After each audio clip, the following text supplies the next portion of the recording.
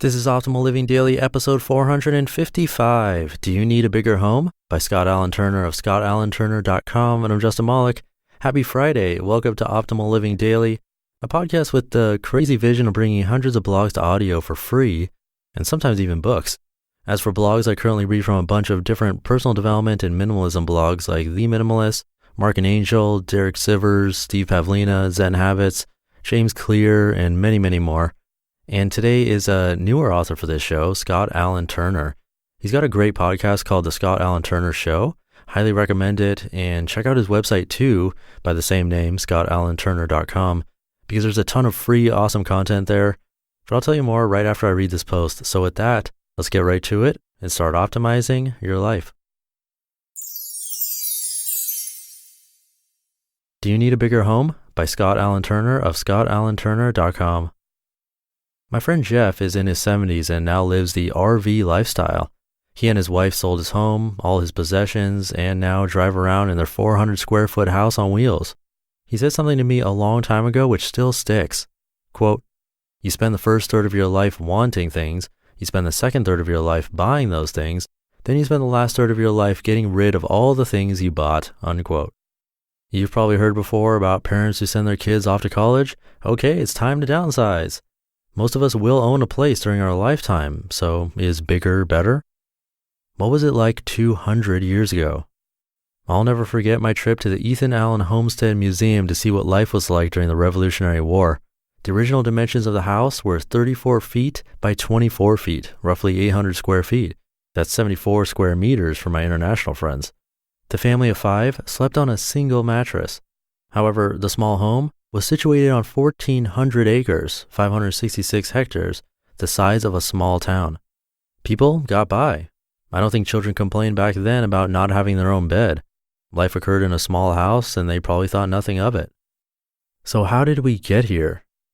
The average size home is 1,000 square feet larger today than it was in 1973, while at the same time family sizes are decreasing. Do any of these sound familiar? We need a bigger backyard for the dog. The kids each need a room. I need a room for my office. We need a bigger kitchen. We're too cramped in this place. We need to live where there are good schools. They are the things we tell ourselves to justify our desires to move on up. I've done it too. I wanted a bigger house because I wanted a bigger house. Katie and I bought our 4-bedroom house and we had no kids and had no plans on having kids. And there were times I wouldn't step foot in some of those bedrooms for months at a time. I wanted a bigger backyard so I could landscape and have a garden. I wanted a formal office because I was tired of working out of spare bedrooms and sharing my space with a bed. And yes, we even wanted to live in a good school district because the house would have a better resale value. What did we really need? A roof over our heads. Everything else is a want. The mind is a funny thing. No matter how smart we are, we will talk ourselves into making a bad spending decision and look for ways to reinforce our choices. We need an extra bedroom because someday my family will want to stay with us. There are no hotels within a 1,000-mile radius, and those 5 days out of the year for the extra $100 a month in mortgage costs are a good investment. I need a big backyard for the dog to run around. It's dangerous for me to be walking the dog at night when I get off work. This school district is more expensive, but those specific teachers who come and go every year will make our children successful. We must rely on the government to raise smart kids. Now, how did we really get here? From an economic standpoint, cheap money for mortgages has allowed us to scale up our lifestyle and our homes, even at an early age. When I was 25, I bought my first home. It was 3 stories, had a full daylight basement, and 2,200 square feet. I was single with no kids. It was a beautiful home, but a money moron purchase to make given my financial situation. If you consider how we let society influence us, we're trying to keep up with the Joneses. My sister just bought a house. I should have one too. My coworker is getting a bigger house. If they can afford it, so can I. My friends are all moving into the up and coming part of town. I should too. In my case, it was the coworker that just bought a house. It's stretching our wallets too thin. Your friends might have careers that pay $20,000 more per year than yours. Maybe they got out of college with no student loans. Maybe they can afford the bigger home. Statistically speaking, they can't. 60% of all people in their mid-40s don't have 2 nickels to rub together. Like when I was 25 and the bank said I could borrow a bunch of money, it doesn't mean I should have. Just because someone can get into a new and bigger house, it doesn't mean they can afford it. It doesn't mean they sleep well at night. It doesn't mean they aren't stressed out about money. Chances are they are stressed out about money. Less home, less stress, more money. Homes cause stress in our finances. It's the biggest check most of us will write each month, and you'll do it for decades. You'll never stop dreaming of a bigger and better house. It's called the new house fever, and everyone gets it. The cure is to find contentment in your current housing situation. What can you change about your living situation to change your sense of well-being? Maybe you need to redecorate, or maybe you need to renovate. Maybe the kids need bunk beds. Perhaps you just need to throw out a bunch of stuff so you'll have more space. My mom lives in a 400 square foot, 37 meter squared apartment in a retirement community. She loves it. What do you want?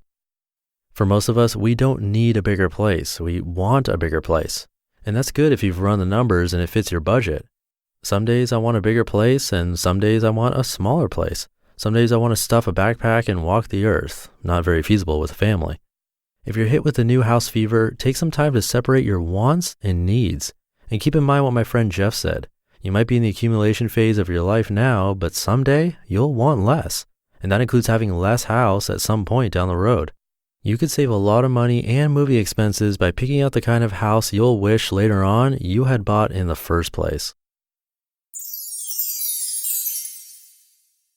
You just listened to the post titled, "Do You Need a Bigger Home?" by Scott Alan Turner of ScottAlanTurner.com. And Scott Alan Turner is a rock star, but he's also a financial rock star, having retired early and being out of debt with no mortgage for 8 years now. He taught Dave Ramsey's Financial Peace University. He's also read over 200 books on personal finance, and I love his site because he has a bunch of great freebies and perfect getting started articles. For example, he has a Save $1,000 in 1 week free 7-day series and getting started articles on how to get out of debt, how to make a budget, improve your credit score, a bunch of other stuff. Pretty much all the frequently asked questions. It's really a value-adding site. You can visit that at ScottAlanTurner.com, and Alan is spelled A-L-A-N. But make sure you check out his podcast too, The Scott Alan Turner Show. He's really fun to listen to, and when I first heard his intro, I was like, holy moly, and now I look forward to hearing it every time because it pumps me up. Again, that's The Scott Alan Turner Show. Check it out and subscribe in your favorite podcast app. And I'll leave it there for today. I don't want to sound too much like a fanboy of Scott Alan Turner's. Have a great day. Thank you for being a subscriber and regular listener. And I'll see you tomorrow where your optimal life awaits. Hey, this is Dan from the Optimal Finance Daily podcast, which is a lot like this show, except more focused on personal finance. Justin handpicks the best posts he can find from blogs and authors like Ramit Sethi, Mr. Money Mustache, and more, and I read them to you 5 days a week. So if you enjoy this podcast, come on over and subscribe to Optimal Finance Daily too. And together, we'll optimize your financial life. You've been listening to Optimal Living Daily. Be sure to hit the subscribe button to stay up to date on each new episode, and head to oldpodcast.com. That's OLDpodcast.com for a free gift, as well as more actionable tips and resources to help you maximize your potential. Thanks for joining us, and remember, your optimal life awaits.